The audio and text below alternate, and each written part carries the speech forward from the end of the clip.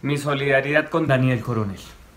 Desde febrero de 2009, fecha en que me vinculé como columnista a esta revista, la revista Semana, en que siempre he trabajado, hasta esta semana he escrito 561 columnas, más de 28 millones de caracteres, con la pretensión, unas veces más lograda que otras, de entregar a los lectores un artículo que asimile la espesa realidad colombiana a través de la sátira o del humor. Esta vez no pude hacerlo de esa manera. La abrupta decisión del dueño de la empresa editorial para la que trabajo, Felipe López, de suspender de un tajo la columna del periodista Daniel Coronel, a quien le expreso mi solidaridad, me produjo una tristeza reflexiva, por culpa de la cual prefiero exponer mis puntos de vista en tonos menos alegres,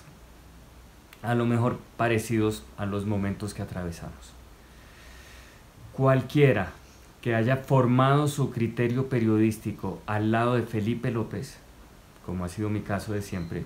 el dueño de Publicaciones de Semanas, Felipe López, sabe que la libertad de expresión es el máximo pilar sobre el que reposa el oficio editorial, el mayor baluarte que los periodistas debemos defender y a la vez la garantía mínima que debemos exigir para poder adelantar con altura el trabajo del periodismo. No digo en vano eso que acabo de decir.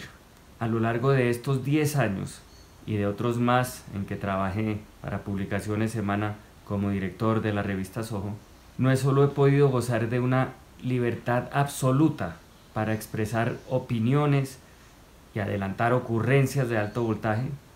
sino que en momentos cruciales la casa editorial para la que trabajo ha salido en mi defensa para ayudar a sortear demandas, denuncias y amenazas, y siempre lo ha hecho sin titubeos. El historial de respeto de la libre expresión del que he sido testigo privilegiado y la forma en que el propio Felipe López lo ha enarbolado con grandeza me obligan a cuestionar la cancelación súbita de la columna de Daniel Coronel, a mi juicio el mejor columnista de Semana y a juicio de consistentes estudios el más leído del país. Encuentro profundamente equivocado el hecho de haberlo expulsado de las páginas que yo comparto con él o compartía, y la manera en que se dio esa conversación que terminó prescindiendo de los servicios de su pluma extraordinaria. Desde siempre he comprendido que la libertad de expresión consiste en soportar las palabras que nos cuestionan, no las que nos elogian. La Semana que yo conozco es la que permite y publicita una columna que la controvierte, no la que en situaciones posteriores y en un gesto autocrático y anacrónico propio de los tiempos en que el periodismo tradicional lo permitía, despide de manera fulminante a un columnista, pasando incluso por encima del director de la revista, a quien con ello además desdibuja. No son estos los manejos que exigen los tiempos de hoy, ni son estas salidas las que conozco del grupo editorial en que he trabajado casi 2 décadas. El jefe de un periodista no es el dueño del medio para el que trabajo, sino sus lectores. El patrimonio real de una empresa editorial no son sus bienes o sus utilidades, sino su independencia y su credibilidad. Y después de este incidente, ese patrimonio ha quedado abullado. Ante esta situación quiero protestar públicamente. Considero que lo que haga o piense hacer un columnista con su espacio es problema del columnista, pero la forma en que reaccione ante esas opiniones o promesas el dueño del medio o su director es problema del medio, y en este caso considero una gran equivocación, una equivocación drástica, haber respondido una columna crítica o los comentarios de las futuras que pudieran venir con un gesto de censura. La manera de controvertir democráticamente los reparos no es la cancelación del derecho a expresarlos. La forma de dar altura al periodismo no es exponiéndose a los vericuetos de un diálogo informal y acalorado.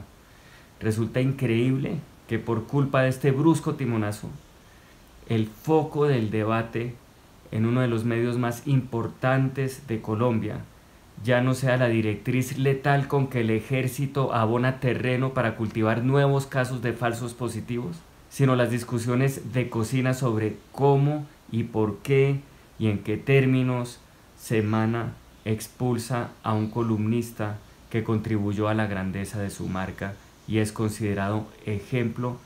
dentro de sus colegas de profesión. No estoy de acuerdo. Y lo digo en voz alta. Asumo las consecuencias que mi posición suscite en el dueño de mi casa editorial, de quien además me siento discípulo, fiel a su legado y aprendiz de las lecciones que él mismo me ha impartido. Sería incapaz de continuar escribiendo en las páginas de Semana sin expresar mi completo rechazo ante este triste acto de censura que en una casa editorial como Publicaciones Semana jamás ha debido suceder.